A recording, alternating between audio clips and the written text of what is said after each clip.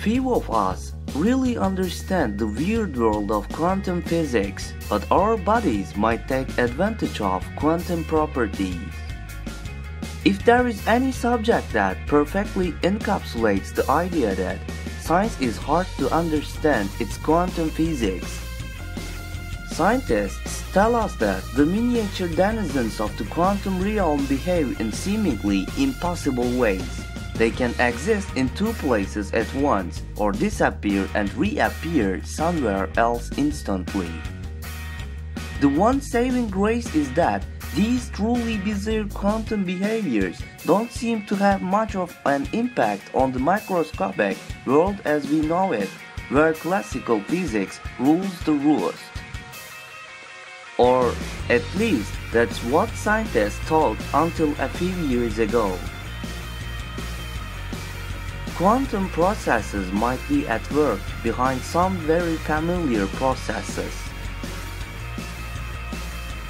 Now that reassuring wisdom is starting to fall apart, quantum processes may occur not quite so far from our ordinary world as we once thought. Quite the opposite, they might be at work behind some very familiar processes, from the photosynthesis that powers plants and ultimately feeds us all, to the familiar sight of birds on their seasonal migrations. Quantum physics might even play a role in our sense of smell. In fact, quantum effects could be something that nature has recreated into its battery of tools to make life work better, and to make our bodies into smoother machines. It's even possible that we can do more with help from the strange quantum world than we could without it. At one level, photosynthesis looks very simple. Plants, green algae and some bacteria take in sunlight and carbon dioxide and turn them into energy. What niggles in the back of biologists' minds, though, it's that photosynthetic organisms make the process look just a little bit too easy. It's one part of photosynthesis in particular that puzzles scientists. A photon, a particle of light, after a journey of billions of kilometers hurtling through space, collides with an electron in a leaf outside your window. The electron, given a serious kick by this energy boost, starts to bounce around a little like a pinball.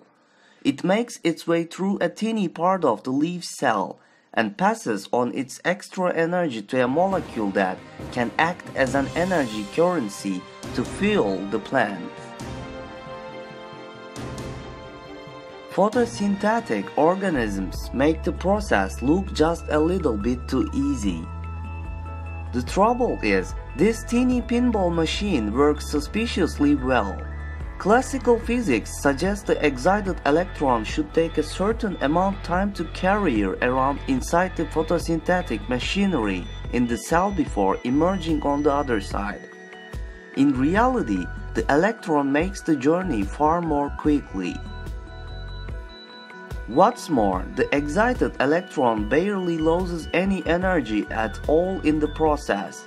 Classical physics would predict some vestige of energy in the noisy business of being batted around the molecular pinball machine. The process is too fast, too smooth, and too efficient. It just seems too good to be true. Then in 2007, photosynthesis researchers began to see the light. Scientists spotted signs of quantum effects in the molecular centers of photosynthesis. Telltale signs in the way the electrons were behaving opened the door to the idea that quantum effects could even be playing an important biological role. This could be part of the answer to how the excited electrons pass through the photosynthetic pinball machine so quickly and efficiently. One quantum effect is the ability to exist in many places at the same time, a property known as quantum superposition. Using this property, the electron could potentially explore many routes around the biological pinball machine at once. In this way, it could almost instantly select the shortest, most efficient road, involving the least amount of bouncing about. Quantum physics had the potential to explain why photosynthesis was suspiciously efficient, a shocking revelation for biologists. Quantum phenomena such as superposition had previously been observed mostly under highly controlled conditions. Typical experiments to observe quantum phenomena involve cooling down materials to bitingly cold temperatures in order to dampen down other atomic activity that might drown out quantum behavior. Even at those temperatures, materials must be isolated in a vacuum, and the quantum behaviors are so subtle that scientists need exquisitely sensitive instruments to see what's going on. The wet, warm, bustling environment of living cells is the last place you might expect to see quantum events. But even here, quantum features are still alive, Huelga says. Of course, just because these quantum features make an unexpected appearance in living cells, it doesn't necessarily mean that they are playing a useful role. There are theories as to how quantum superposition may be speeding up the process of photosynthesis. But the hard link between this behavior and the biological function is still missing, Huelga says.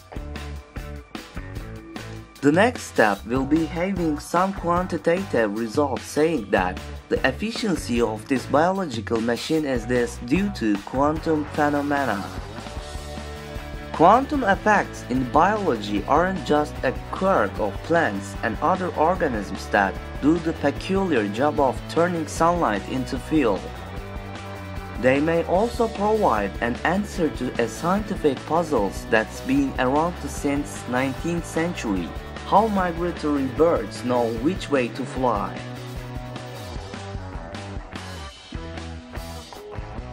Quantum effects in biology might explain how migratory birds know which way to fly. In a journey thousands of kilometers long, a migratory bird such as the European robin will often fly to southern Europe or North Africa to escape particularly cold winters. This journey over an unfamiliar landscape would be dangerous, if not impossible, without a compass. Start the journey in the wrong direction and the robin setting off from the pollen might end up in Siberia rather than Morocco. A biological compass isn't an easy thing to picture. If there was some form of tiny magnetic iron needle-like structure spinning deep inside a robin's brain or eyes, biologists would almost certainly know about it by now. But no such luck. A biological structure that could do the job has never been found. Another theory, first proposed in the late 1970s, suggested an alternative way birds might know which way to fly. Perhaps they carry a chemical compass that relies on quantum phenomena to tell which way is north. Peter Hoare, a chemist at the University of Oxford in the United Kingdom, says that such a chemical compass would work with the help of molecules with excitable lone electrons, known as radicals, and the quantum property known as spin. Electrons in molecules usually come in pairs, spinning in opposite directions and effectively cancelling out each other's spin. A lone electron spinning on its own, though, isn't cancelled out. This means it is free to interact with its environment, including magnetic fields. A lone electron spinning on its own is free to interact with its environment, including magnetic fields. As it turns out, Peter Hoare says robins can become temporarily disorientated when exposed to radio waves, a type of electromagnetic wave of a particular range of frequencies. If a radio wave has a frequency of just the same rate that an electron spins, it could cause the electron to resonate. This is the same kind of resonance you might experience when you sing in the shower. Certain notes sound a lot louder and fuller than others. Hitting the right radio wave frequency will make the electron vibrate more vigorously in the same way. But what does this have to do with the idea that birds use a chemical compass? The theory is that ordinarily, radicals at the back of the bird's eye respond to the Earth's magnetic field. The magnetic field will cause the electron to leave its spot in the chemical compass and start a chain of reactions to produce a particular chemical. As long as the bird keeps pointing in the same direction, more of the chemical will build up. So the amount of this chemical present is a source of information, generating signals in the bird's nerve cells. As part of many different environmental cues, this information will inform the bird about whether it is pointing towards Siberia or Morocco. The radio wave observation is an important one because we would expect anything that interferes with electron spin to be able, at least in principle, to disrupt the chemical compass. It can be as useful to study why something sometimes doesn't work as it is to study why it generally does work.